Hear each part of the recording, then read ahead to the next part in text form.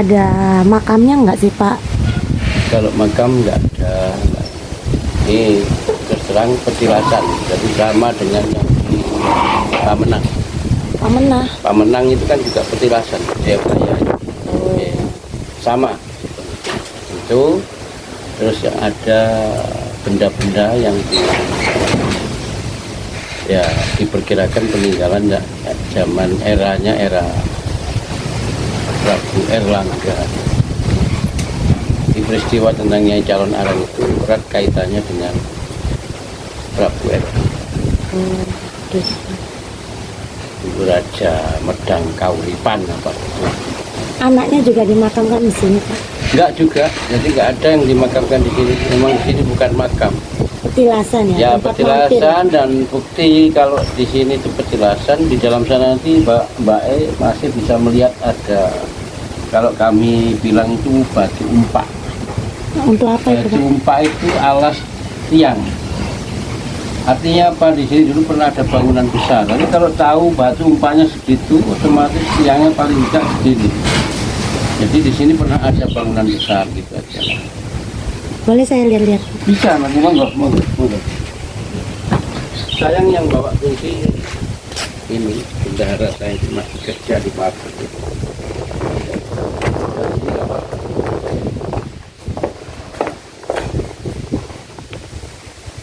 Mbak juga dari sini Mbak, naik aja nggak apa-apa.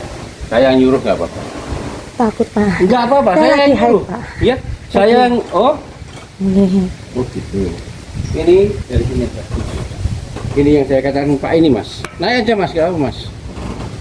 Ini batu umpak, ini batu alas tiang. Tiang itu bangunan rumah Mbak ya. Kalau umpaknya sebesar ini, bisa dibayangkan tiangnya sebesar itu kan. Artinya di sini pernah ada bangunan besar. Dan ini baru ditemukan 4, 5 ini yang satu. Cuma diperkirakan jumlahnya ini diperkirakan dari kali nanti di ekskavasi bisa jadi 20 menurut sejarahnya. Jadi bisa sampai bayangkan besarnya bangunan yang pernah ada di sini gitu loh. Nah itu sarannya untuk pintu masuk ke tempat beliau bersemedi. Ada 2 yang panjang-panjang itu Mas. Ada yang tengah itu Mbak. Ambil aja dari sini gak apa-apa. Nah itu yang panjang itu. Dan banyak lagi yang lain. Terus alat-alatnya itu termasuk tembikar ya.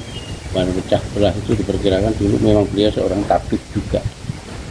Tabib artinya jadi kalau cerita yang berkembang tentang beliau ya, yang terkenal kan sisi gelapnya.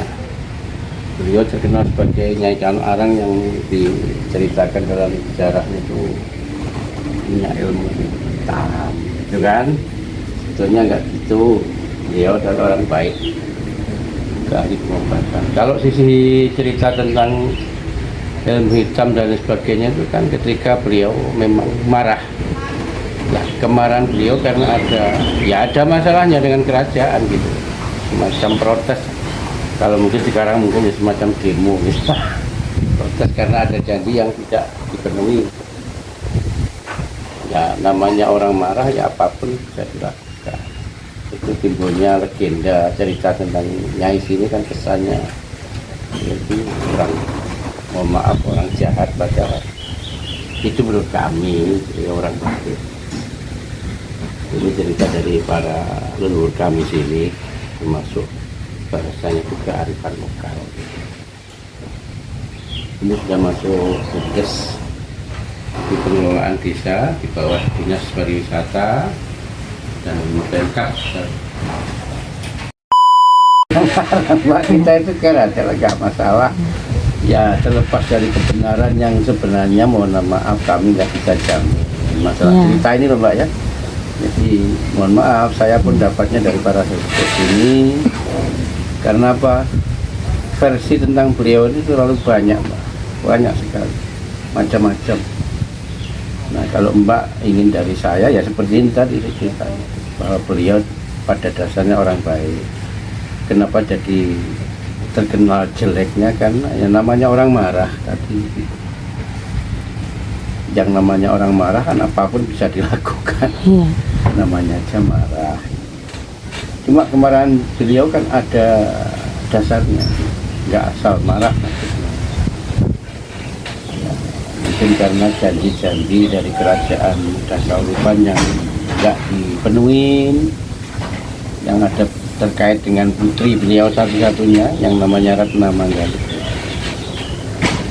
yang akhirnya ya seperti cerita yang berkembang kan, dinikahin sama Empu Bahula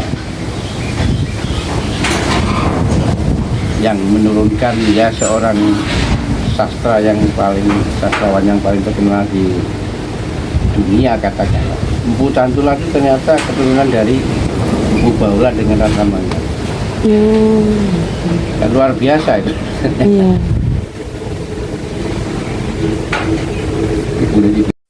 Mbak E ingin tahu cerita yang berbau katakanlah ya mistis yang Mbak alami selama di sini, termasuk yang pernah yang belum lama aja ketika COVID, menjelang COVID 2 bulan sebelum COVID, dalam mimpi Mbak sudah adalah yang dikasih peringatan. Kemudian secara rame-rame ketika itu, waktu itu malam Jumat, di sini banyak sekali orang, ada 40 orang lebih di sini.